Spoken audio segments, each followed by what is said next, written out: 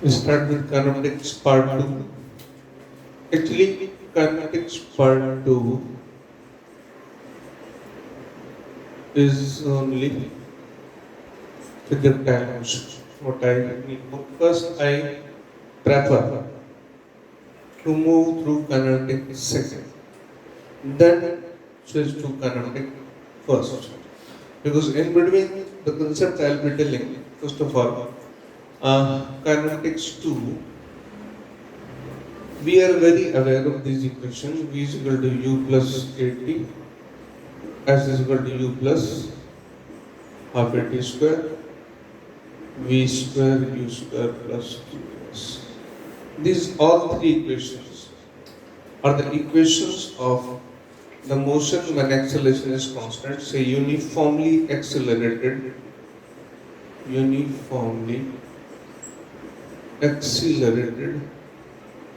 motion means acceleration is constant. Now, by calculus, I can write that dv by dt is equal to a dv equals to a dt. I integrate it, then I simply get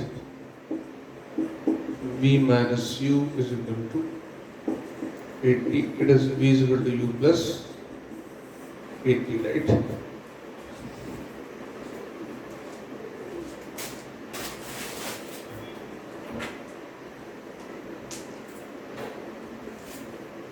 Now, let's move further. V is what ds upon dt, rate of change of s ds upon dt is equal to u plus 80. Then ds is equal to u dt plus 80 dt. Now, simply integrating it. ds, integration of ds will be s, u dt is t, 80 dt t square by 2. Then I have this equation, s is equal to ut plus half of 80 square. Right? Lastly, we come to the third equation by the calculus method. That is what? I write dv by dt is equal to a. Right? Now, here I am using a trick which is used in many places throughout the whole physics. That is what I divide and multiply by ds. Actually, I have multiplied with 1 only. Then there is ds upon dt. ds upon dt becomes v. v dv upon ds is equal to a. v dv a ds. Now we can integrate this equation from u to v, 0 to s.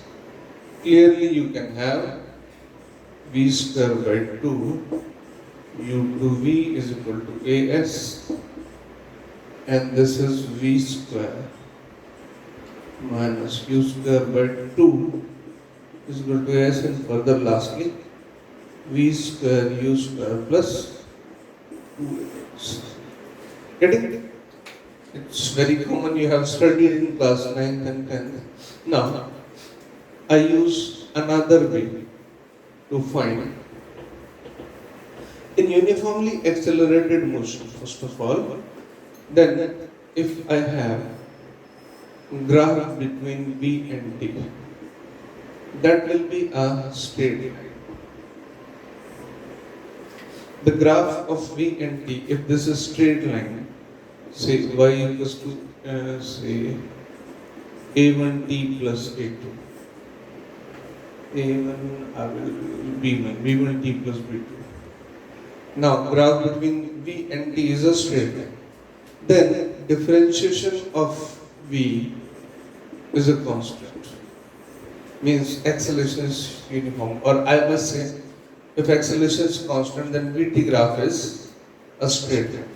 Now, in this Vt graph, if this is a straight line, then the average speed is equal to, in between any 2 points, if I take this point A, this point B, this is T1, this is T2. average speed between A and B is VA plus VB by 2. 1 point. If provided if A is uniform, then I have result. Now, if acceleration is uniform, then average speed is this between 2 points velocity. If VA VB, then VA plus VB by 2, first point. Second point, distance is equal to V average, right here, V average into time. Another point. Look, it can be proved here, graph between VT as area of graph between VT is equal to distance. Look here, let suppose here the velocity V1, here is V2. Now the area of this ABN, this MN, we call it ABC, right? Now area of this whole section will give the distance from T1 to T2. Let's calculate this area. Okay, this is the area of triangle and this is rectangle. This area of ABC, 1 by 2 T2 minus T1 into V2 minus V1 plus this V1 and T2 minus T1. Solving this, we can get the similar relation. Now, I come to this point. For uniformly accelerated motion, I have these 2 points, average speed and distance. First of all, definition of acceleration V minus U by T. Simple, I am not using calculus this time. Then we have V is equal to U plus AT. Now distance is equal to V average into time. Let's say T is equal to 0 to T is equal to T. Velocity is U to velocity is V. Then distance is V average U plus V by 2 into T. I take help of, I simply write 2S U plus V into T. 2S UT plus VT. V is what? V is U plus AT into T. 2S UT plus UT plus AT square. 2S 2UT plus AT square, I simply write S is equal to UT plus RT square. Right? Again, for the third equation, I use the same. This distance is equal to V average into time. But this time I will replace T. Here T is this. If I switch this A, V minus U by A. S is V plus U by A. And this is V minus U by A. This is by 2, sorry, V plus U by 2. And here I have V square minus U square is equal to 2AS, then V square equals to U square plus 2. I can see clearly that these equations of uniformly accelerated motion can be derived from simple laws, from simple assumptions, right? Further we move the vector notation. All these equations are basically, first of all, I will say that I write here V is equal to U plus AT, S is equal to UT plus half of. I talk about these equations only. Right? V is velocity, A is acceleration, and S is displacement. Then, these are actually vector quantities. Yes, of course. Now, if I ask usually students, can I use these equations V equals U plus AT, S is equal to UT plus half AT square for the 2-dimension or 3-dimensional motion? Maximum students deny. Then I ask why? Is there anywhere written that these equations are only for 1D motion? It is only constrained on this equation that acceleration must be uniform, say constant. Uniform in magnitude as well as direction. There is no other compulsion that this kind of equation can be used only for the 1D motion.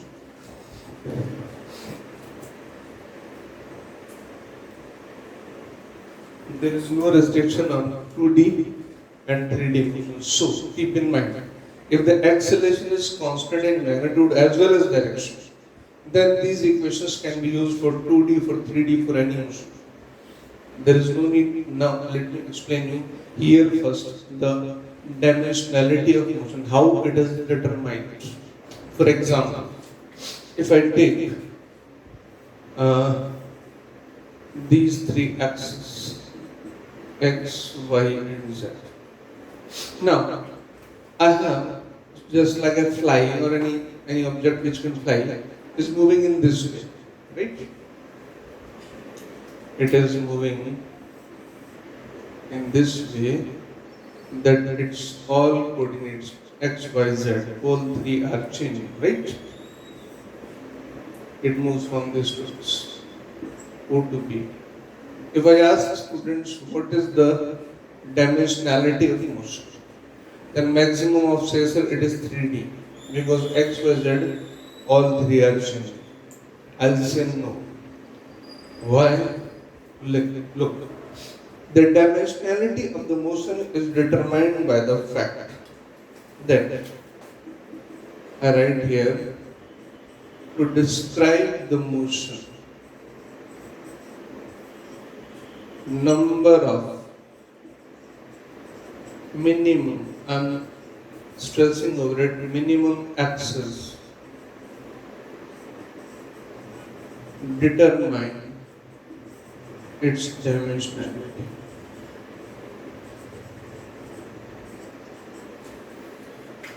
Now there is some motion. To determine the motion, how many minimum number of axes you can need. A motion, a particle is moving in a straight line. You can use all the three coordinates. You can make this motion in this way, in XY plane. Then you can call it 2-dimensional. You can make along x-axis, you can call it 1-dimension. Now, I said minimum. So, the motion in a straight line, we can make our axis, the motion is in this direction. I make x-axis along the line of the motion, or y or z, whatever. The minimum number of axes required for the motion in a straight line is 1, right? So straight line motion is actually what? 1-dimensional motion. Keep in mind. Secondly, if there is motion along a curve, if there is a motion along a curve, and curve can only be drawn on a paper, not on a stick. Actually, a straight line can be drawn, can be taken as a stick, very thick stick. But to draw a plane, we need a paper. Draw a curve. You need to draw in this way. Now, at least you need 2 coordinates. I'm saying at least minimum. Minimum number of coordinates required is 2, x and y both. Both will be changing. Maximum I'm not talking. I'm saying minimum. In the same way, in practical life, suppose somebody is moving on a road and there is a hill, there are grounds. Now, here, the practical motion in everyday life, there are curves also, there are flat motion also, means the particle makes curves in xy axis plane, makes curves in xz plane also. So they are required three coordinates. So dimensionality of motion is determined by this statement. So need not to get confused with the dimensionality with the uniform accelerated motion. Uniform accelerated motion can be 1D, can be 2D, can be 3D. 1D, 2D, 3D motion being 1D, 2D and 3D motion is a different point. Right? Now, further, I move to these two equations. I said that these equations can be used for the 1D, 2D or 3D motion provided that acceleration must be constant. Means A is a constant. Any vector, if any vector is constant, then its magnitude is also constant as well as direction. Right? So here I can, if I talk about 2D only, right? 2D. Then V can be written as Vx I cap plus Vy j cap. U can be written as Ux I cap, Uy j cap. A equals to Ax I cap plus Ay j cap. Here only S should be replaced by R, better said, right? It is R only. X I cap plus Y j cap. Rest all as written. Now this equation, these equations take the shape Vx I cap, this was right, plus Vy j cap, Ux I cap plus Uy j cap, plus Ax I cap plus Ay j cap. Up to yet, you are very well aware of these things.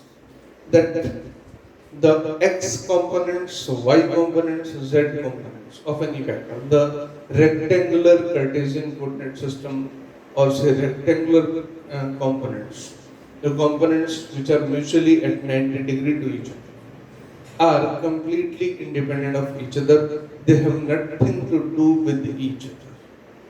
That means x components are free of y and z, y components free of x and z, z components are free of x and y components. Keep this thing in mind. Now, if they have nothing to do with each other, then x should be written apart, y should be written apart.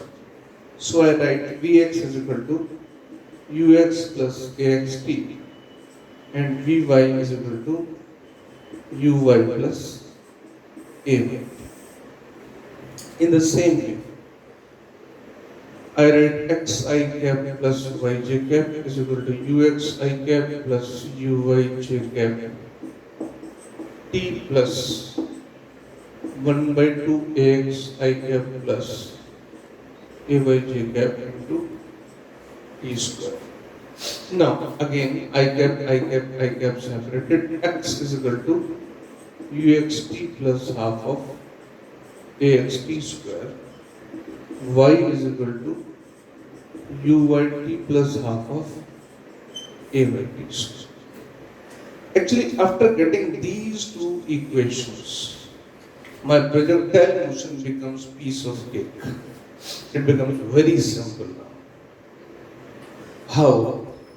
Come here.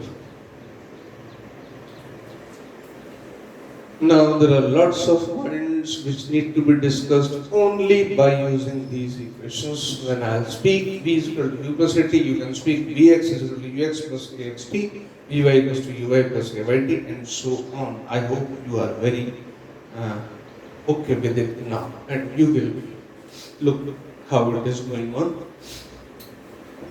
I said again, explain the dimensionality determined, how it is determined, right? The minimum number of axes required. Fine. Here is begin dimension. Take example, a particle moving in this way, right? It is projected with some velocity u. It is initial time, right? T is 0. This angle is theta, then this is component u cos theta, u sin theta. Of course, it is ux and it is uy, right? At any moment, it is at point P. Coordinates of point P are x, y. I can simply say what this point is O. I join a line. This OP is R x I cap plus y g cap. Clear? After that, one more thing I need to mention here. At this moment, there is some velocity first. Whatever I get, I'm taking direction. Then it must also have Vx I cap plus Vy j. Let's take it makes angle alpha at this moment with the x-axis. That's a little thing. I have these information I have now. It is T0 at this point, it is T is equal to T. I simply say one last important thing. Here acceleration is this A downside. 0 I cap minus G j cap. This is very important. If we haven't ever, actually it's not a common practice that acceleration due to gravity is written in vector form. But it can be written. That's an apart thing that we don't use, but it can be written. 0 I cap minus G j cap. Now the things become very simple for me. I have Vx is equal to Ux plus Ax t. Vx, I simply write Vx only. Ux is what? U cos theta. Ax is what? 0. I have this first relation. Here Vy is equal to Uy plus Ay t. Vy, Uy is what?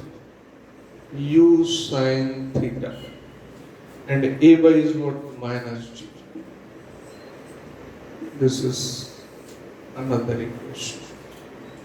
Further, I said x is equal to uxt plus half of axt square. Y is equal to uyt plus half of ayt square. Ax of course 0. X is equal to u cos theta t. And y is equal to u sin theta t. Ay is what? Minus g. Minus half of gt square. Right? It's very simple equations. Now, I'll be using these equations. The particle goes from O to this point A.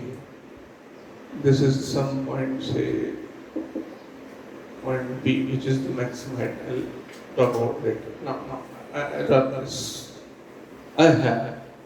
I'll write only the results, and here I'll write the results. Vx is equal to u cos theta. Vy u sin theta minus gt.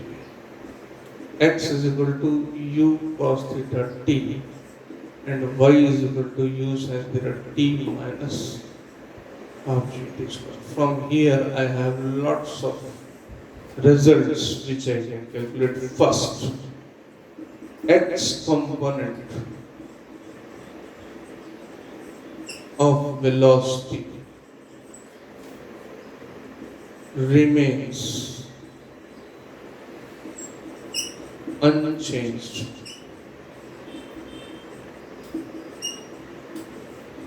throughout the motion. Look, Vx u cos theta. It doesn't have any dependent on time. It will remain unchanged throughout the motion. It's a wonderful thing. I'll explain it later. Second point. Second point. I simply say y is equal to 0 at O and A. O and A. Here let time is t0 and here it is capital T. The total time of flight is called the capital T is the time taken to complete the path. It's called total time of flight. I simply do what in this equation? This I place 0. Then I have u sin theta t minus half of gt square. I take t out. U sin theta minus 1 by 2 gt. From here, equation x equals to a minus bx is equal to 0. I have two solutions, x equals to 0 and x equals to a by b. Here also I have two solutions, t is equal to 0 and taking this u sin theta minus half gt, u sin theta minus half gt 0, t is equal to 2u sin theta by g. This is called total time of flight. 2u sin theta by g. I am using simple calculations to find the important results.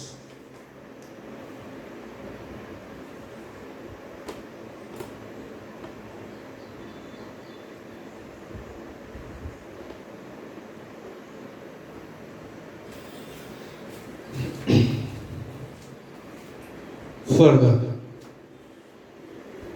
these two equations I have calculated the velocity and vertical component changes, of course, need not to discuss here much about, and the very important thing, that is what equation of trajectory. Actually, if there is any motion, generally in 2D, because 3D motion we are not concerned much about. If there is any motion in 2D, then x and y variable will be dependent upon time or whatever. But if there is, we can find some relation between x and y, then it is called the equation of trajectory. I simply say simple third point. Equation of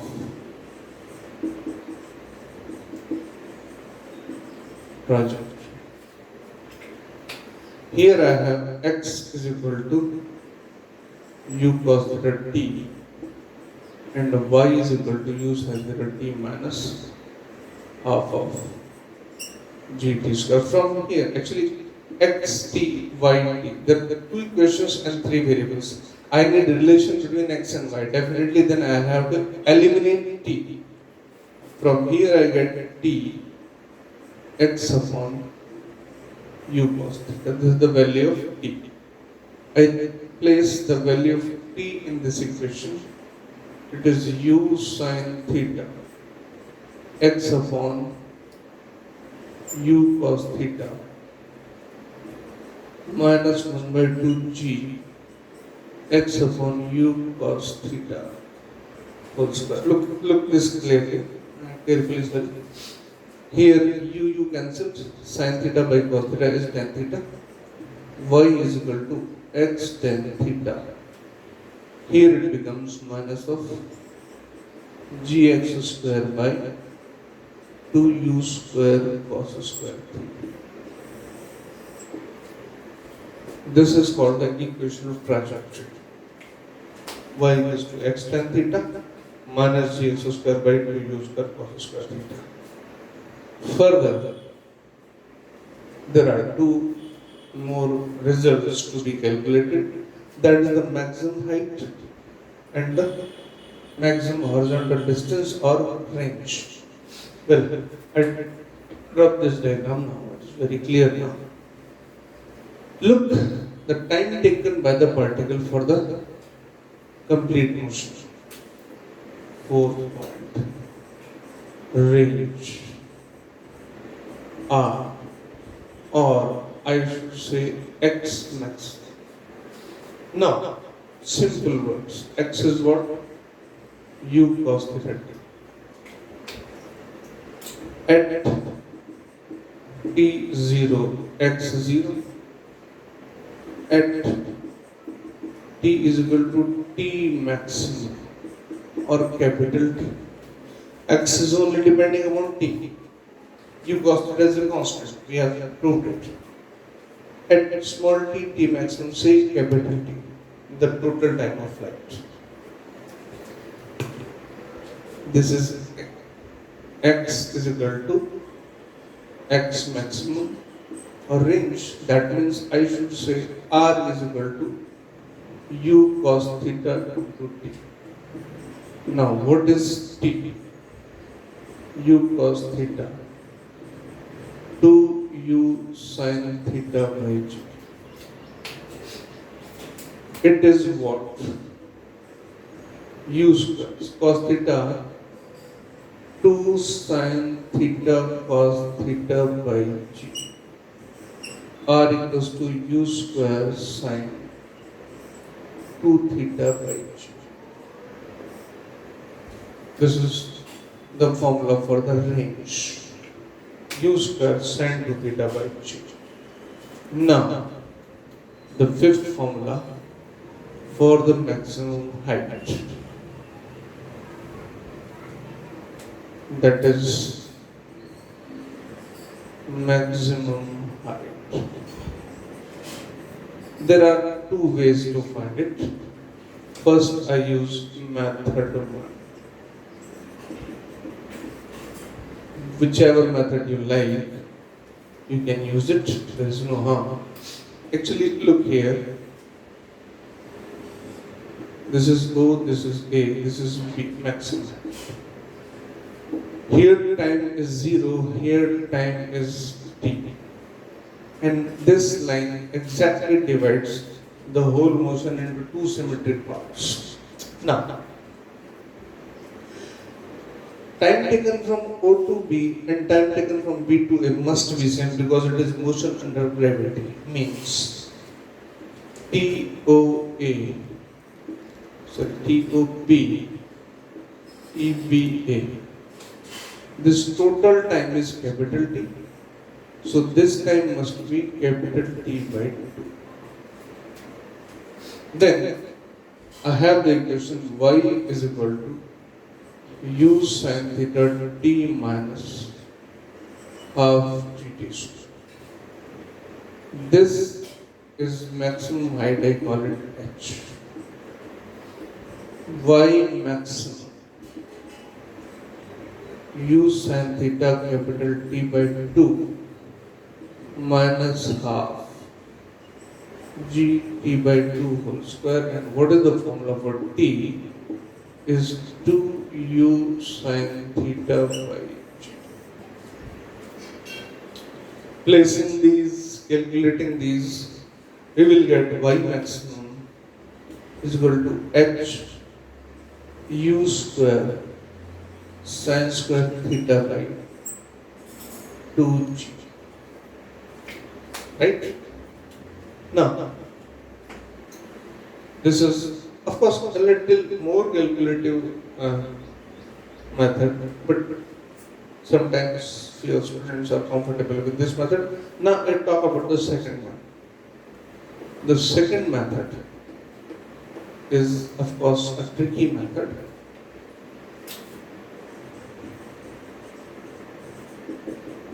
In differentiation, we studied it is U sin theta T minus half.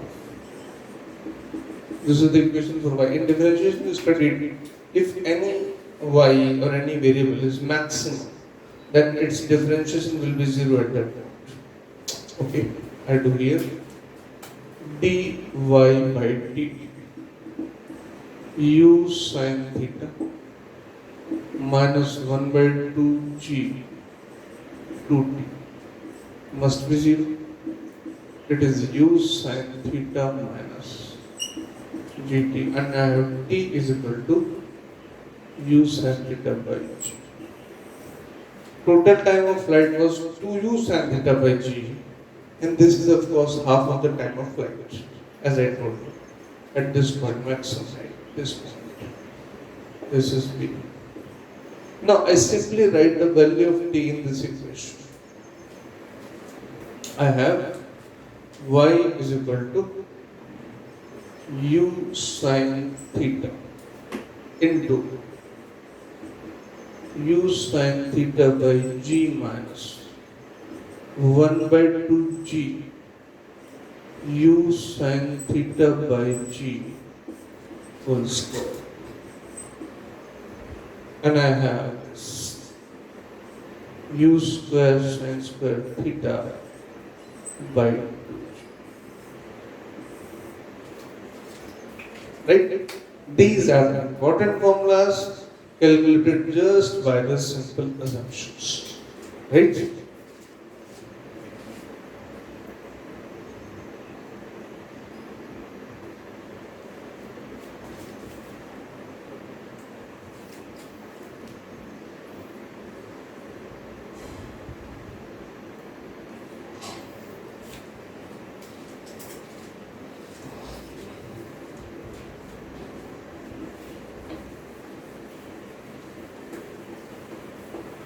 Now, there are little more ways to describe this. First, I said Vx u cos theta. V remains unchanged. Second, I said Vy u sin theta minus g. Third, I told about x and y and x maximum u square sin 2 theta by g. It is also called range. Fourth, I said y maximum u square sin square theta by 2g, which is h also, and I calculated t 2u sin theta by g, right? And I have this equation also, x tan theta minus gx square by 2u square cos square theta. And this is all about the projectile motion. Whatever the problems you will be facing, those all will be from this scenario.